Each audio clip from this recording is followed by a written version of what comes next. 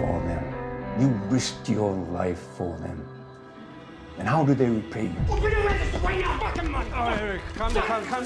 They murdered the one you loved. I want you to join us. There's something more than money in it for you. Revenge. Hi, I'm Blair Marnell, TV channel editor for CraveOnline. We're here at the CraveOnline studio in Los Angeles to talk Mortal Kombat Legacy Season 2 with actor Brian T. How's it going? Nice to meet you. Nice to meet you. Thanks for having me.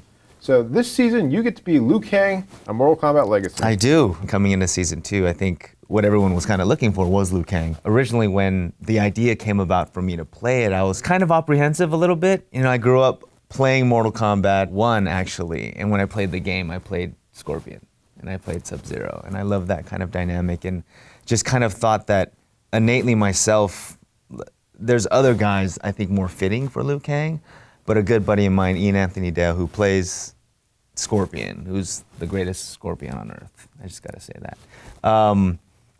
convinced me to read the script, and when I did, it completely changed my mind, and thought that he was right. I thought I was completely fitting that I would play Liu Kang, and after talking to Kevin Tancharoen, and we're all on the same page and where we want to take Liu Kang and make him a little more darker and much more grounded, and really follow Liu Kang in his story and really get into his life and the reasons why he's, you know, kind of, for us, siding between, you know, Outworld or Earthrealm.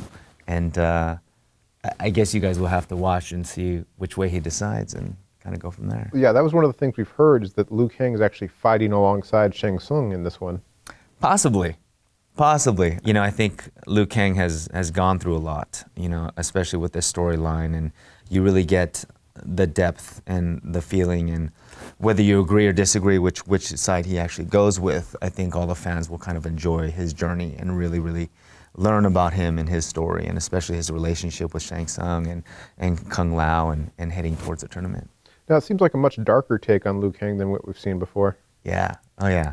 You know, even some of his fighting styles have changed from the darkness that he's creating, and what Kevin has kind of created with Mortal Kombat is the brutality of it all, you know, and I think that's what we kind of enjoy with Mortal Kombat in general. This kind of brutal, dark world, but yet these elements of character that you can actually follow and connect to. Who else will Liu Kang be running up against this season? Definitely there'll be some Stryker, and definitely some Johnny Cage. Casper Van Dien is the epitome of Johnny Cage. When you watch him in this series, you guys will absolutely fall in love. He is Johnny Cage. Yeah, it's like he's been studying that for that role his entire life. Absolutely. Or that role has kind of, in himself, have kind of like universally come together in synchronicity or something like that.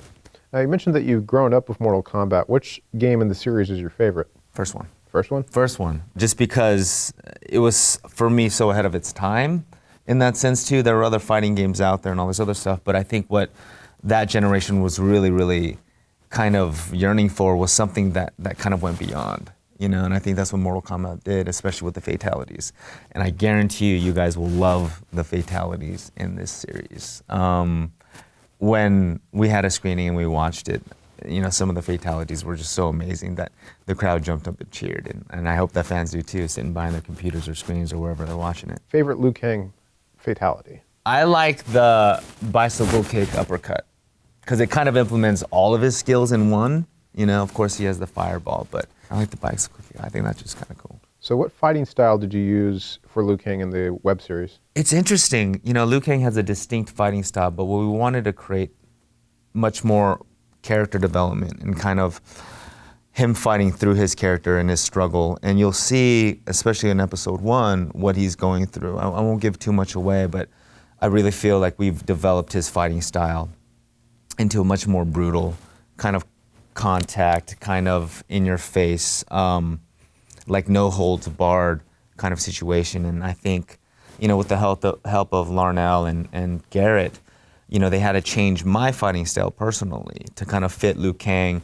and especially for film fighting and all this other stuff, because my style is just much more tighter, you know, of making me as small as possible, you know, which is the hardest to hit, kind of like a boxer in a sense too.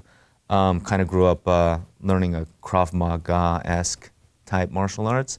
But in Liu Kang, of course, he's sweeping and he's big and he's large, and especially for film fighting, you need that. You need those like large reactions and stuff. So we kind of molded both of our styles kind of together, and I think that's the Liu Kang that you'll see.